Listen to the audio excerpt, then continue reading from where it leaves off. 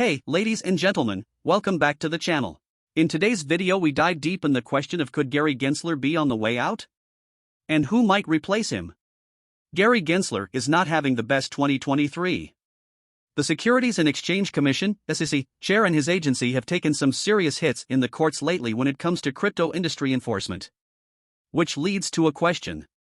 Could Gensler leave, on one set of terms or another, before his tenure officially ends in 2026? The most recent blow to the SEC came as an appeals court called out inconsistencies in the agency's rationale for denying a Bitcoin exchange-traded fund conversion sought by Grayscale. The SEC had previously approved Bitcoin futures-based ETFs. However, the agency could not explain why it wouldn't do the same for a spot ETF. Hence, the court gave Grayscale a victory. To add insult to injury, on August 30th, Senator Warren Davidson, ROH, renewed his calls for Gensler to resign. An even bigger blow was the SEC's loss to Ripple.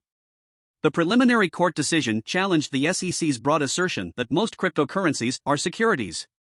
A court ruled that XRP was not a security when sold to investors on an exchange, a huge win for the industry. While the court drama isn't over, a final defeat in the Ripple suit could prove devastating for the SEC. More significantly, each adverse ruling exposes flaws in the SEC's legal theories and enforcement strategies under Gensler.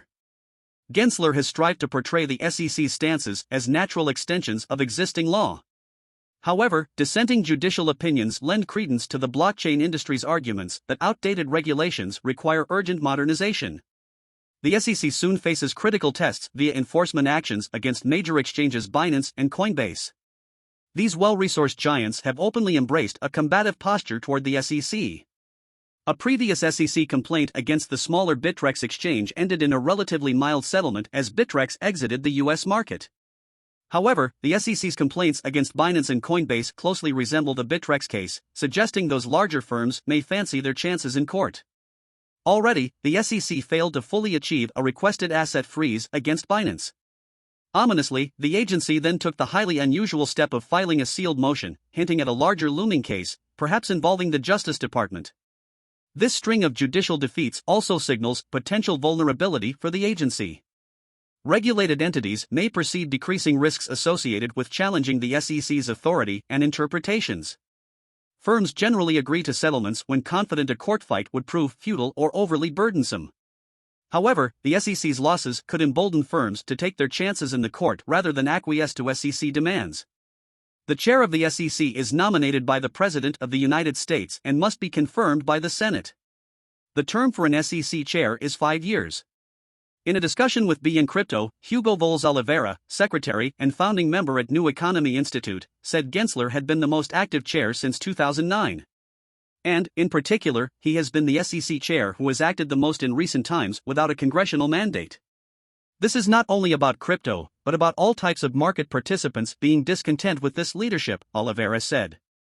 That's more important than the multiple court failures regarding his oversight of the U.S. crypto market. Across the board, and outside the crypto bubble, many believe Gensler isn't effective and is solving non-material issues that have no real-world impact, he added. Mark Lurie, CEO of Shipyard Software, told BN Crypto he was skeptical that Gensler would be removed.